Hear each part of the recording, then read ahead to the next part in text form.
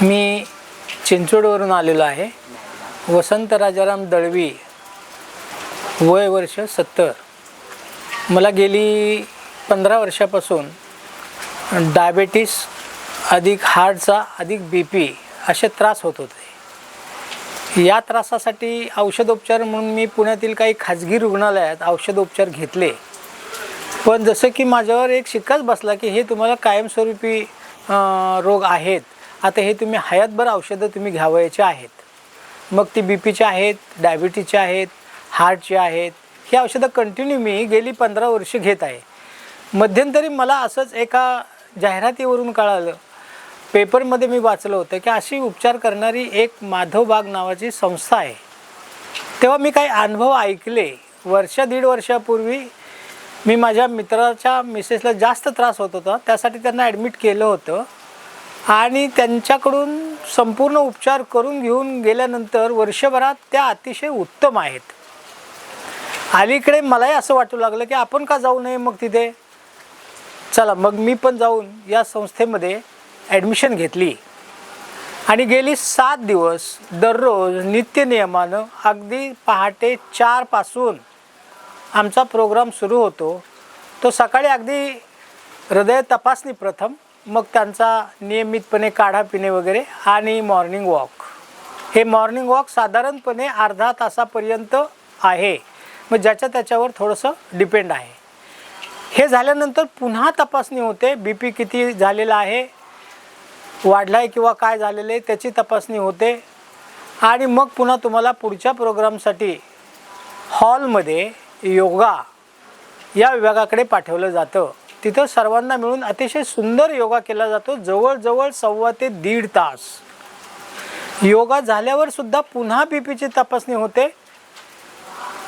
त्यानंतर दोन्ही तपासण्या झाल्यानंतर मग तुम्हाला तुमच्याकडे नाश्त्यासाठी वेळ असतो.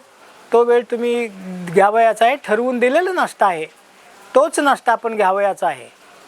तिथेही तुम्हाला नाश्त्यापूर्व औषध, नाश्त्यापूर्व त्यांच्याकडचं औषध, आपला औषध पाहून आणि नाश्त्यानंतरचं औषध, असं औषध नियमितपणे ते देत असतात.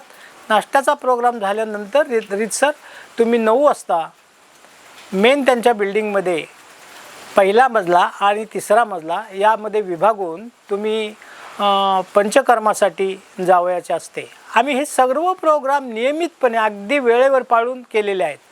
आणि याच्यामुळं काय झालेलं आहे, आज मी तिला असं झालेलं आहे की दररोज 2 वेळा केल्या जाणाऱ्या मॉलिश, पंचकर्मातल्या मॉलिशमुळं, आणि मला तर स्वतःला पंचकर्मातली मॉलिश, स्टीम, याशिवाय शिरो हृदयधारा अशा प्रकारच्या सर्व दिलेल्या आहेत, बस्ती दिलेल्या आहेत.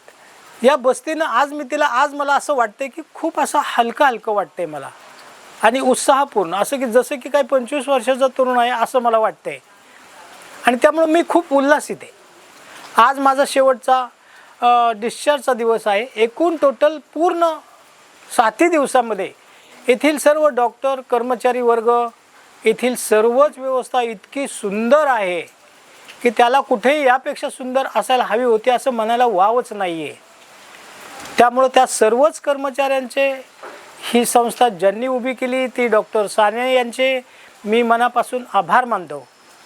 आणि त्यांनी दिलेली आजची औषधं, दिलेलं मला डायट हा मी नियमितपणे पाळणार आहे. त्यांनी भाषणामध्ये सांगितलं होतं की पुन्हा तुम्ही याल इथं, ते फक्त भेट देण्यासाठी, इथे राहण्यासाठी नाही. हा नियम पाळूनच मी इथे या माधवबागला निरोप देतो आणि सर्वांचे आभार मानतो.